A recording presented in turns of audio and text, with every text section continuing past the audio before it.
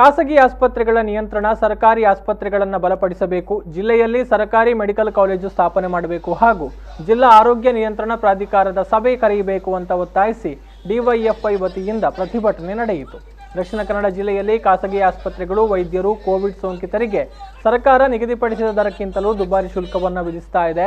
ಸರ್ಕಾರದ ಸ್ಪಷ್ಟ ಆದೇಶಗಳ ಹೊರತಾಗಿಯೂ ಖಾಸಗಿ ಆಸ್ಪತ್ರೆಗಳು ನಿಯಮ ಮೀರಿ ವಿಪರೀತ ದರವನ್ನು ವಿಧಿಸ್ತಾ ಇರೋದು, ಬಿಲ್ ಮೊತ್ತ ಪಾವತಿಸಲು ಸಾಧ್ಯವಾಗದ ರೋಗಿಗಳನ್ನು ಅಕ್ರಮವಾಗಿ ಬಂಧನದಲ್ಲಿಡುವುದು, ಶವವನ್ನು ಬಿಟ್ಟುಕೊಡದಿರುವುದು ಸೇರಿದಂತೆ ಅನೇಕ ನಿಯಮಗಳನ್ನು ಉಲ್ಲಂಘನೆ ಮಾಡಲಾಗ್ತಾ ಇದೆ. ಈ ರೀತಿ ನಿಯಮ ಉಲ್ಲಂಘಿಸಿದ ಆಸ್ಪತ್ರೆಗಳ ವಿರುದ್ಧ ಕ್ರಮವನ್ನು ಕೈಗೊಳ್ಳಬೇಕು. ಕೋವಿಡ್ ಸೋಂಕಿತರಿಗೂ ಸಮಾನ ಗುಣಮಟ್ಟದ ಉಚಿತ ಚಿಕಿತ್ಸೆಯನ್ನು ಕೊಡಬೇಕು ಅಂತ ಆಗ್ರಹಿಸಿದರು.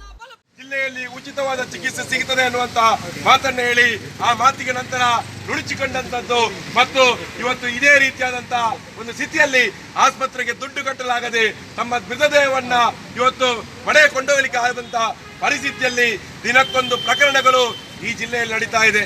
ಒಂದು ಕಡೆಯಲ್ಲಿ ಇಡೀ ಜಗತ್ತಿನಲ್ಲಿ ಇವತ್ತು ಕೊರೋನಾ ರೋಗ ಇವತ್ತು ವ್ಯಾಪಕವಾಗಿ ಹರಡ್ತಾ ಇದೆ. ಭಾರತ ದೇಶ ಸಾರ್ವಜನಿಕ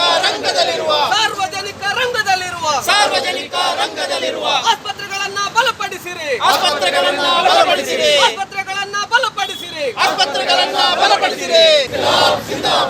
ಡಿವೈಎಫ್ಐ ಜಿಂದಾಬಾದ್. ಎಲ್ಲ ಕೊರೋನಾ ಸೋಂಕಿತ ಜನರಿಗೆ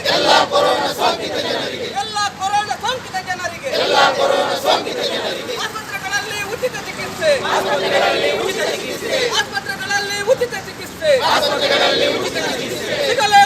ಸಿಗಲೇಬೇಕು. ಕಣ್ಣುಳಿಲಿಕ್ಕೆ ಜಗತ್ತಿನ ವೈದ್ಯಕೀಯ ಲೋಕಕ್ಕೆ ಸವಾಲಾಗಿರುವಂತಹ ಸಂದರ್ಭದಲ್ಲಿ ಮಂಗಳೂರಿನ ಆಸ್ಪತ್ರೆಯಲ್ಲಿ